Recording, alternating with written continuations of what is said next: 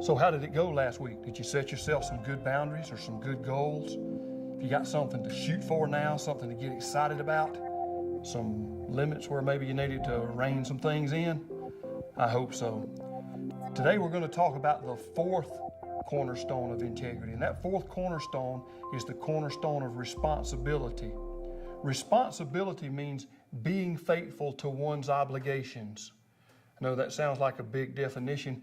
In one of my classes, I had a young man that didn't understand all of the big words I was using. He got a really puzzled look on his face when we started talking about responsibility. So I stopped and I asked him, is there something you don't understand? Did I not say it right? And he said, oh, I guess you did okay, but I always thought responsibility was doing what you're supposed to do when you're supposed to do it. I said, I can buy that.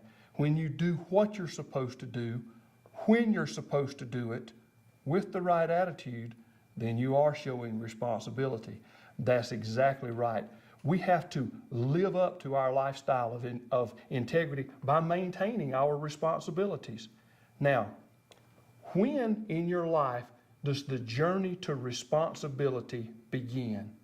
You ever thought about that? Think for a second. Guess out loud if you want to. When does the journey to responsibility begin? I don't know if we've got a specific age, but I can tell you a general guideline when potty training starts. When you start deciding whether your little behind is going to be wet or dry, you started making some responsibility decisions. Now, it's also around that time that most children start to feed themselves or pick up toys. And, you know, some things come before others in certain children's lives and families. But somewhere very early, the journey to responsibility begins. At what age does it end? Whoever just said never was exactly right. Our journey to responsibility doesn't end until we end. Let me give you a couple of examples of responsibility. Carol bought a new car, and man, she was excited about this new car. She loved it, drove it all over town. The next day she was driving, and it ran out of gas. She called the man she got it from, and she said, look, my car ran out of gas. I want you to come fill it up. It was full when I bought it. And he said, Miss Carol, that's not part of the bargain. Now listen, when Carol buys a car, whose responsibility is it to put gas in Carol's car? It's Carol's. What about the insurance on the car? It's Carol's. The upkeep, keeping it clean, that's Carol's. How about this? Sid's girlfriend got pregnant. Sid said, whoop, see ya, I'm gone, I'm out of here. Now you tell me, is he demonstrating integrity? Is he a man of responsibility? No.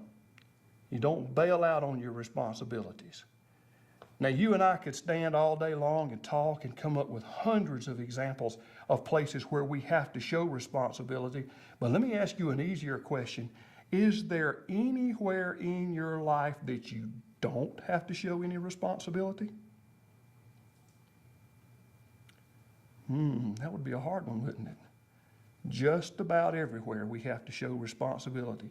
The only suggestion I've ever had as to a place where we don't have to show responsibility in our lives, or a time when we don't need to show responsibility, is the suggestion that maybe we can cut ourselves a little bit of flexibility when we're asleep. Kind of hard to be responsible when you're asleep. But all of your waking hours, every day, all year long, we all have to show responsibility. We have obligations that we have to live up to.